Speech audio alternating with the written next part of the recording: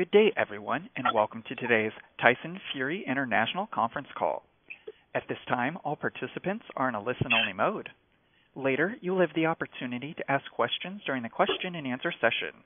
You may register to ask a question at any time by pressing the star and 1 on your touch-tone phone. Please note this call may be recorded, and it is now my pleasure to turn the call over to Evan Korn. Please go ahead.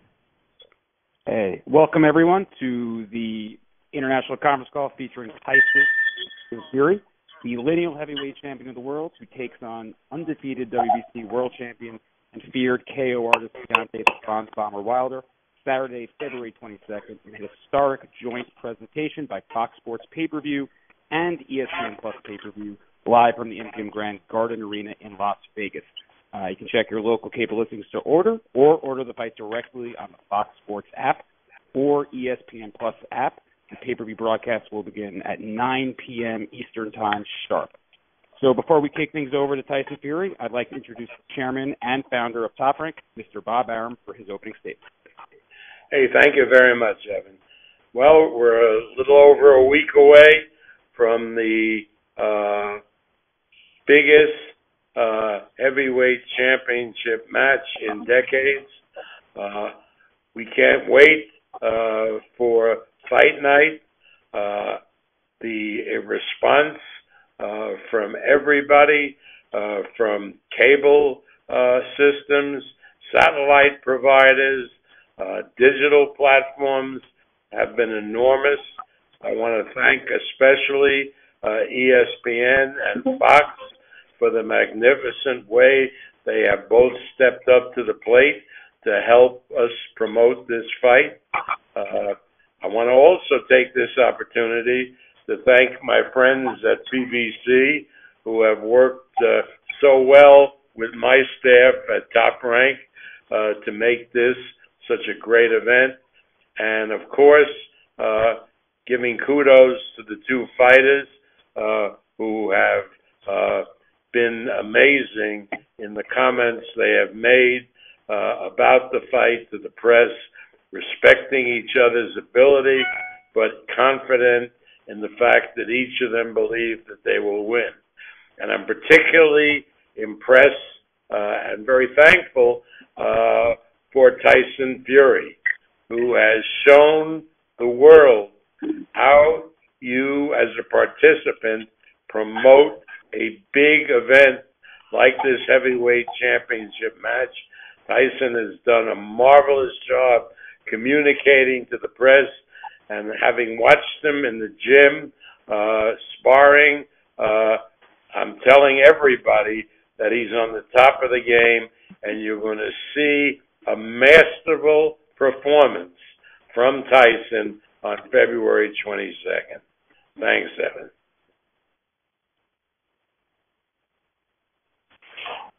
Thank you very much, Bob. And now we will kick things over to Tyson Fury for his opening statement. Tyson? First of all, God bless you, Bob Arum, for that intro. Excellent intro. I've been training very, very hard for the last 8 weeks in Las Vegas. I was training 4 or 5 weeks before that back in the UK. I've never, ever been as focused or as ready for one fight as I am for this fight. I have pulled out all the stops that anyone could ever pull out for a training camp. I've not left anything unturned. Every box has been ticked. We are going to see the best Tyson Fury that Tyson Fury can be. The last time, I only had a couple of fights back, 6 months activity after 3 years out the ring. This time, I've had well over a year of activity. I'm coming off five victories back to back. I've just come off a good 12-round contest back in the end of last year. I'm match fit. I'm ready. I'm confident. Sparring's been going well. I'm injury-free. No excuses my end. I'm ready for a war, 1 round or 12. Thank you, Tyson. And shortly we are going to kick things over to the press. You can ask questions for either Tyson or Bob. Thank you. At this time, if you would like to ask a question, please press star and 1 on your touch-tone phone. If you find that your question has been asked, you may remove yourself with the pound key. Our first question comes from Dan Rafael from ESPN. Please go ahead. Thank you very much. Hello, everybody. Tyson, good to talk to you today. My first question for you, Tyson, is given that you have 12 rounds of experience against Deontay Wilder in your first fight from a couple years ago, I wonder, what do you think the biggest adjustment is that you need to make in this particular matchup, knowing that you already went 12 rounds with the guy before and you've seen what he has? The biggest mistake I made last time was not making him pay when he was hurt. I didn't know what I had in the tank last time. I'd never been 12 rounds in a long time. This time I know I can do the distance, and when I get him hurt, I'll throw everything but the kitchen sink at him, and he won't know what hit him. What do you think also in that fight the first time around that you learn most about him that you think you can exploit in the rematch? I learned that he can be hit and he can be hurt quite regular. That's the biggest thing that I learned about Deontay Wilder. Nothing I didn't already know. Before I fought him, obviously, I didn't know what he was like in a boxing ring.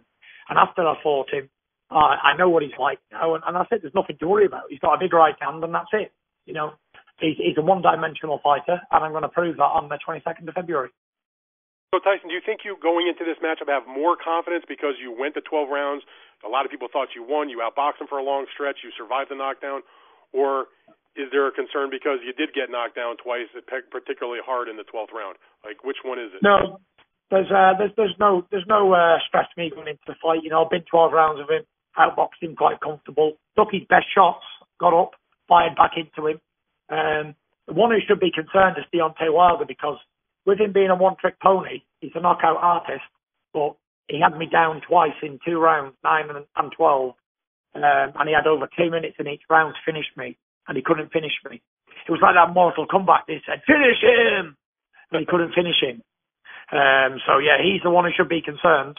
He's landed the 2 best punches that any heavyweight in the world could ever land on somebody else.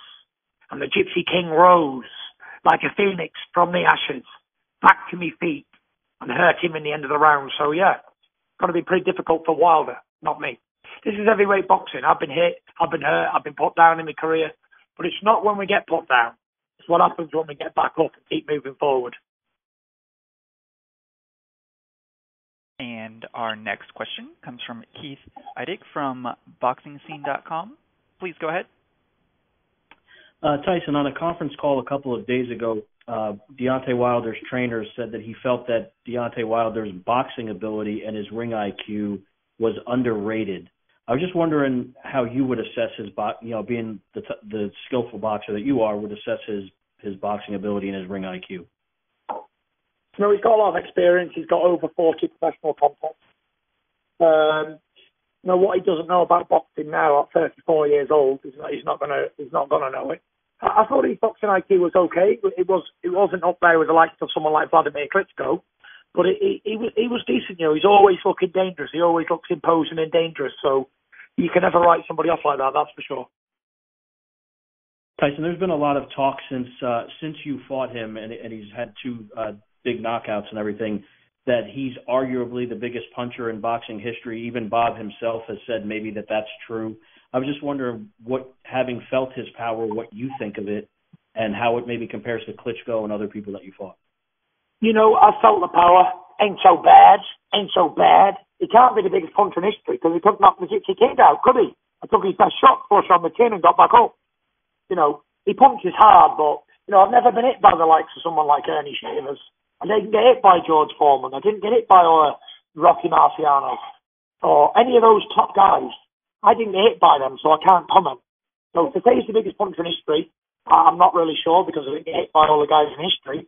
But, I don't think he punches harder than Vladimir Klitschko. Vladimir has a massive knockout punch, a lot more fights than Wilder as well, 65 contests.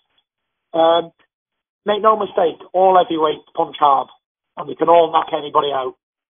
Wilder, I don't think it's so much his power, it's the speed it lands, which is it can be tricky when you don't see it coming. But then again, even a guy who's got no knockout ratio, if he hits you and you don't see it coming, then he's going to put you down. But actually feeling punches in fights, I'm not familiar with it because I don't feel any punches when I'm in the ring because the adrenaline's flying high and you're in a fight, you don't feel the punches, ever. And our next question comes from Brian Campbell from CBS Sports. Please go ahead. Thanks so much. Tyson, when you said in both press conferences that you're training for the knockout, you're predicting a second-round knockout, the reaction of most people have been that you're planting a mind trick or trying to sort of hide your strategy. How would you address the doubters who don't believe that this is your intention?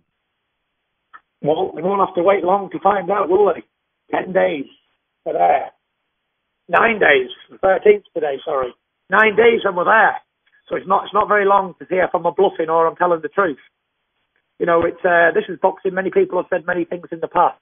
But we'll see if I'm man enough to back it up, eh? If this is your intention, how much did the judging in the first fight against Wilder, play in you wanting to alter your strategy like this? It played a massive role because it's made me uncomfortable. It's made me do things I didn't want to do. But, when we're taken out of our comfort zone and pressed and pressed and pressed, then we become better. So it was almost like a blessing in disguise that I didn't get the decision because I would have kept working on my boxing. Just box. I believe I can outbox Deontay Wilder very, very comfortable.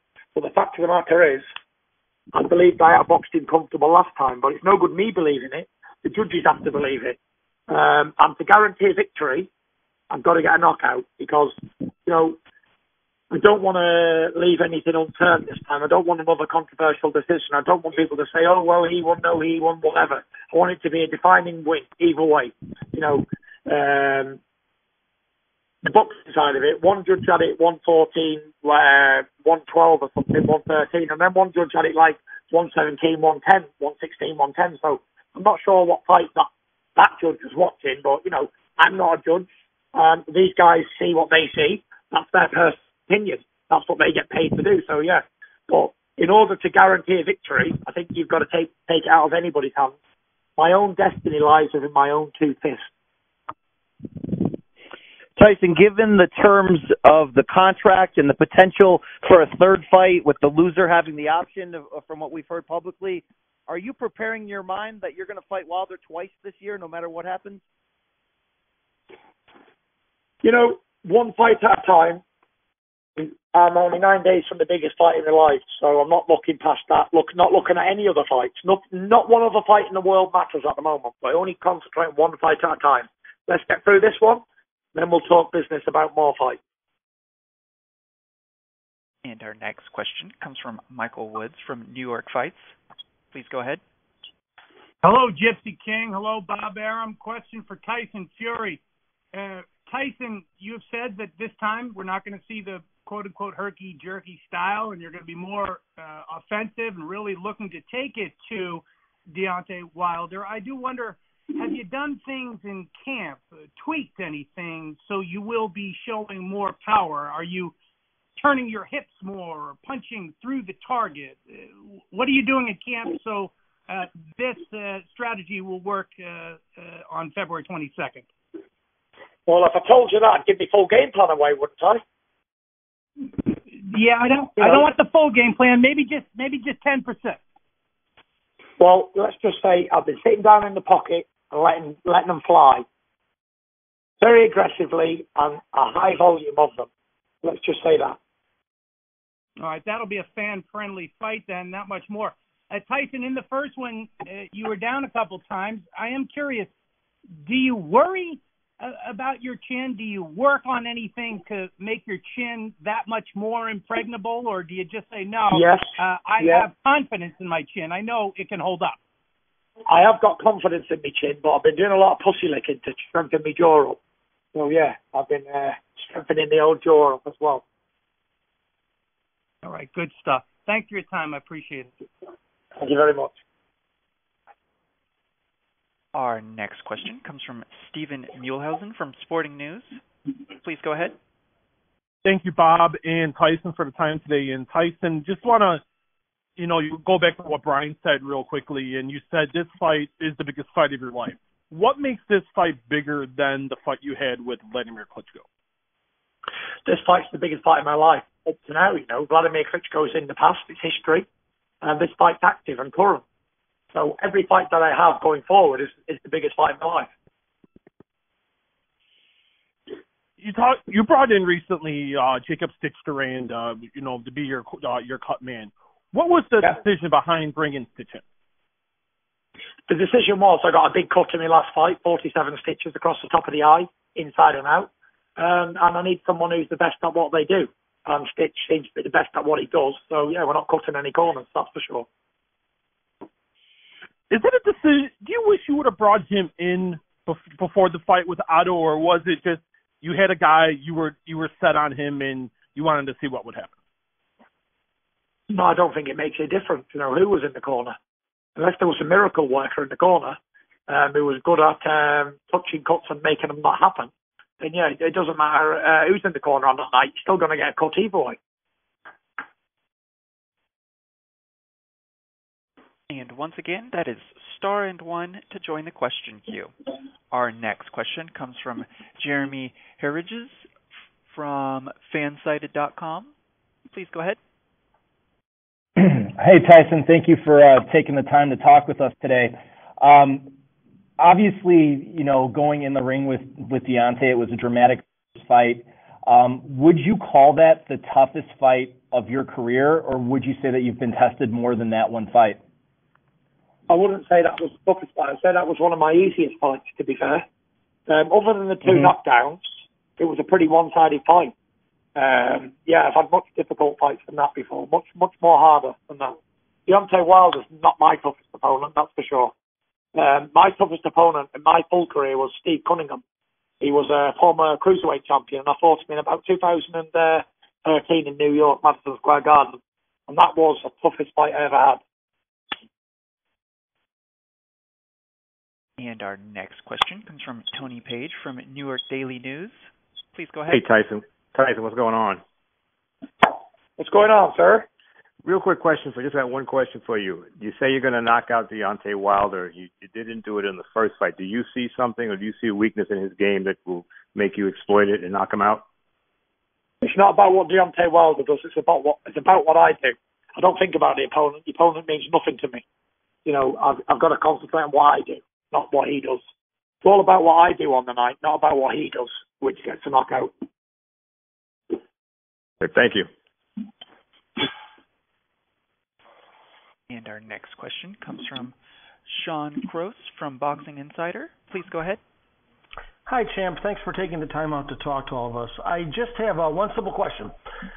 When you realized that you needed to be more aggressive this time around to get a guaranteed win, was that what led you to training with Sugar Hill Stewart more than perhaps another trainer that might be more defensive-minded? Yeah, I had a good defensive coach, Ben Davison. We worked on a lot of defense every single day for 2 years. It was defense.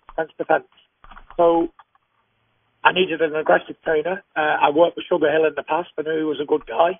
I knew we got on well, which is very important. Communication is the key to any good relationship. That's why I brought him in. And it's been one of the best decisions I've ever made, ever. Great. Thank you so much, and all the best. No problem. Our next question comes from Carlos Toro from Fightful. Please go ahead. Thanks so much. Thanks, Tyson, for taking time to talk to us. Earlier in the call, you talked about the readiness, in this fight compared to the first fight. Obviously, you had the very tough fight against Otto Wallin. Do you believe that fight maybe perhaps prepared you for you to have to go into deep waters against Deontay Wilder this time around, compared to your first two fights coming back right before the first fight against Deontay? For sure. Going the distance in good fights, it really does sharpen your match fitness. I was happy that the last fight was a tough fight and it wasn't just a blowover, because it prepares me more for the Deontay Wilder Battle Royale. We both had two quick knockouts in the first two fights we had. He knocked out Dominic Brazil in a round. I knocked out Tom Schwartz in 2 rounds. And then in the second fight, I got a good 12 rounds in, and he got a good 7 rounds in. So we're both coming into this fight with match fit, both coming very active into this next fight. All right. Thanks, Tyson. Best of luck. It's February 22nd. Thank you.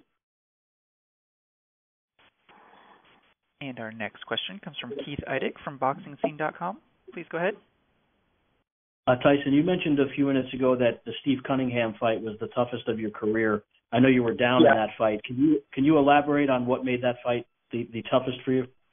At that time in my life, I'd never fought anybody like Steve Cunningham. He won the IBF title, like, and defended it, and maybe 7 times or something like that. He was unified champion, and it was my first step up, like, onto anybody with that type of ability. And he was slick, and he was hard to hit. He was very awkward, and he was a very good boxer. So that was the toughest fight in my life. Going into that fight, Steve was a smaller heavyweight. Did you underestimate him maybe going into that fight? No, I never underestimated him. He was 6'3", 210 pounds. He was probably taller than Evander Holyfield and bigger as well. So, we say small heavyweights, but they're really big heavyweights. But today, the heavyweights have gone supersized. So, he was a tough opponent. I didn't underestimate him. He was a very good guy, very good boxer. I just have one other question for you, Tyson. How much did it help? Changing trainers is never easy, but how much did it help, though, that you knew Javon Stewart and didn't have to get to know a new trainer entirely? It was very helpful. We knew each other from the past, and it was helpful because we just gelled straight away. There was no getting used to each other and all that. We just went straight to work in an old-fashioned type manner. Would you have changed to a trainer that you weren't familiar with, or would you not have done that? I wouldn't have done it, no. Okay. Because we only had 8 weeks to prepare for the fight, and it takes a few weeks to get used to a new trainer and to gel on the personalities.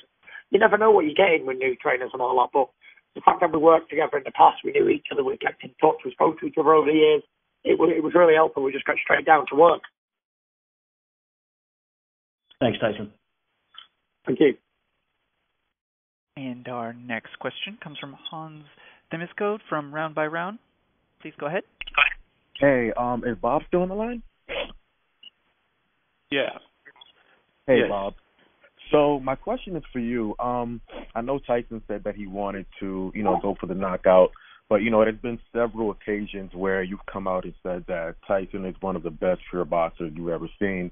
So does it kind of concern you when he comes out with a game plan like that, wanting to knock out Wilder, and, that kind of plays into his hands when he can pretty much outbox him for the full 12 rounds? Well, I have confidence in Tyson because, there are guys who say they're going to knock out their opponent, and it's like a baseball player getting up to the plate and trying to hit a home run.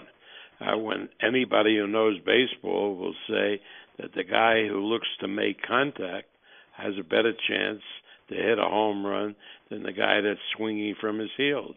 So Tyson is a great boxer, but he has a determination to knock out Wilder, and he knows that he's not going to force it, and the knockout will come. And that unlike the first fight, when he gets Wilder into trouble, and Wilder was in trouble at a couple of times in that fight, he's not going to let him off the hook. He's going to go for the knockout.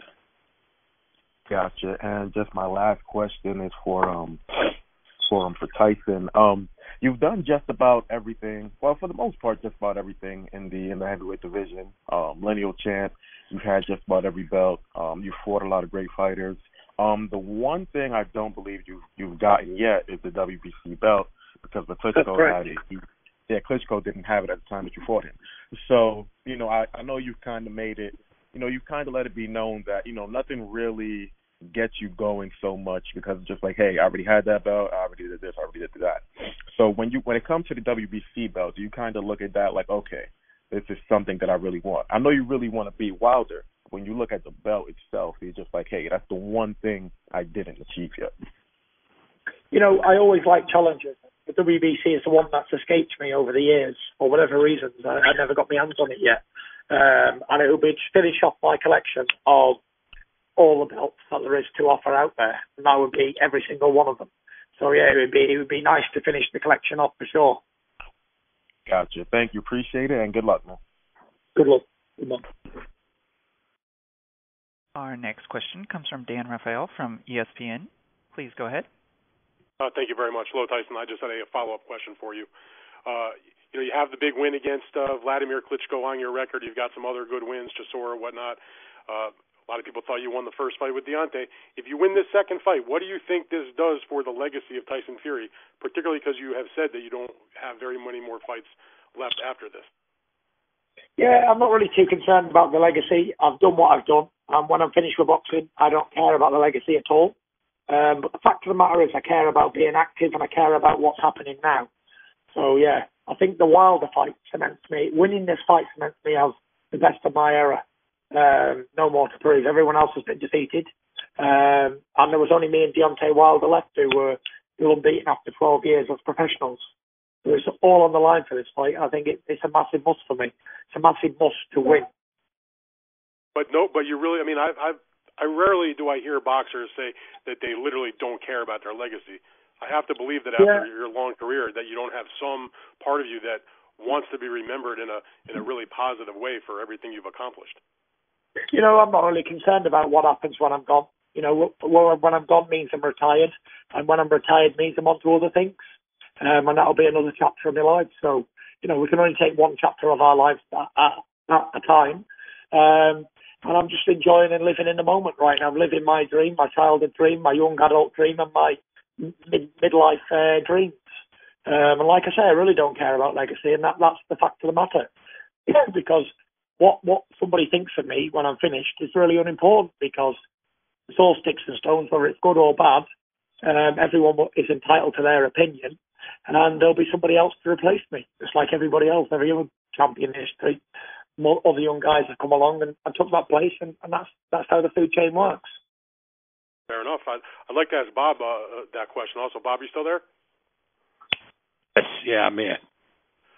So you heard Tyson, I think, say that with the victory against Wilder on February 22nd, that he doesn't care about what people would say about it in terms of his legacy. But you've been around for a long time, seen a lot of great heavyweights. What do you think Tyson Fury's legacy would be with this victory? Well, I think that everybody would have to recognize him as one of the great heavyweight champions of all time. I mean, it seems to me, and I've been through in my years in boxing, heavyweight champions that go back before most of you writers were born. I mean, starting with Ali and Joe Frazier and Foreman and Mike Tyson and Evander Holyfield and Lennox Lewis and Joshua and Wilder. And when Tyson does what I expect him to do on February 22nd, he definitely will belong with those immortals. All right, very good. Thank you for that, Bob. Thank you, Tyson. Appreciate it. Thank you. Our next question comes from Michael Woods from New York Fights. Please go ahead.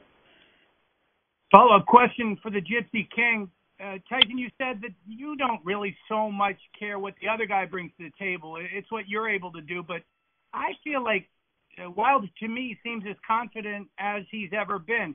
I wonder, do you assess him the same way, or no, his mindset really doesn't matter to you? Yeah, his mindset is none of my concern. Every fight I've ever fought's been confident they're going to win. Because if they wasn't, they'd be in the wrong game.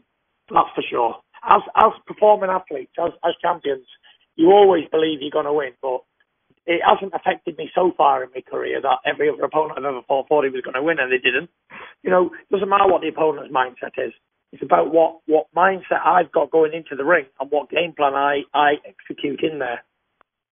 And that's all it comes down to. Wilder can be the best Wilder he ever wants to be. But if my mindset's totally concrete on winning, then I'm going to win, for sure. And it's how much you want it. And I believe I want this more than Deontay Wilder does. Deontay Wilder wants to be a famous guy. He wants to be an actor. He wants to be on TV. He's into all that lifestyle and all that. He's just what I'd call a social climber. He wants to be something he's not. Me, I don't care for all of that stuff. I don't care about being famous. I don't care about being somebody wants to shake my hand or be on TV. None of that stuff means anything to me. The only thing that means something to me is winning these fights. That's it, period. And when the boxing's over, that's it for me. There's no more fame. There's no more nothing. Because I won't be taking any more steps to be an actor or to be a singer or to be something like that. Because it doesn't interest me. I'm a purebred fighting man. through and through. And when it's over, it's over. That's it. Nothing else matters to me. Fair enough. You've spoken how you see your legacy. It makes sense. I am wondering, though, about the present. You win this fight, and do you think the case could be made that really you win this, that you deserve to be maybe regarded as the best pound-for-pound boxer on the planet? Well, I'm not sure about all that pound-for-pound stuff. I'm not too sure how it works. I think it's like fantasy baseball, isn't it, where everyone just has an opinion on who they think's the best or whatever. The pound-for-pound stuff, I've never really been able to follow it, because it's like saying if an eagle had feet, it'd be able to run faster than an ostrich. Or, you know, if a cow could fly, could it fly faster than an aeroplane? It's just people's opinion, like randomly making up stuff. But I'm not sure about how that works. But, you know, the one thing I do know is when I beat Deontay Wilder, I'll be the best heavyweight of my era, standing alone. Very good stuff. Thank you so much. Thank you. Question comes from James Bell from the Boxing Source. Please go ahead. All right, this question is for Tyson Fury. One of the things that is a topic going into this particular fight is your weight and how comfortable you are coming into this fight in comparison to your first fight. How do you feel with your current weight going into this fight that's coming up in 9 days? Yeah, I feel comfortable with the weight. I'm already there where I want to be. I'm not trying to lose weight. I'm not trying to put weight on. I'm a giant heavyweight, eating clean, eating well. And whatever weight to weigh in on the night is really unimportant. You know, you've seen heavyweights come in at 200 pounds. You've seen them come in at 300 pounds. The heavyweight division has no limit. So it's one of those things. Now, years ago, Emmanuel Stewart talked about you and Deontay Wilder being two of the top heavyweights coming up to this particular point. With you now training with Sugar Hill Stewart, what does this mean to you to pretty much come almost full circle from that particular point years ago with Emmanuel Stewart to now? Fantastic, isn't it? You know, it's very fitting that 12 years ago, 10 years ago, Emmanuel called all this, and it's come back to reality. And Sugar Hill's training me, his nephew, so it's great that I'm actually having these big fights and having the influence of the Kronk Gym and Emmanuel Stewart in the corner. And our next question comes from Don Hewitt from Boxing TV. Please go ahead. Hi, Tyson. I'm probably one of the few English people to speak with you today. I know everybody's excited back home. Looking at the interview with John Fury and David Haye, John Fury said that we saw the best of Deontay Wilder. Would you agree with that? Yeah, I think we've seen the best of Deontay Wilder. He's 34 years old. I don't think you get better after 34, do you? That's for sure. I think you hit a point in your career, and that's called the prime of your career, the pinnacle, and then after that pinnacle, you slide down, and that's what happens. History tells that story. So Deontay Wilder's at the pinnacle of his career. The only place he can go now, he can either extend that pinnacle or he can slide down. So yeah, he's not going to get any better. He's at his best. Absolutely. And talking from a different perspective, especially here in the UK, you're known as a real advocate of mental health, and for all these people, you know, getting up off the ground in the 12th round of the last fight, you really showed that true bravery, that true gypsy fighting spirit.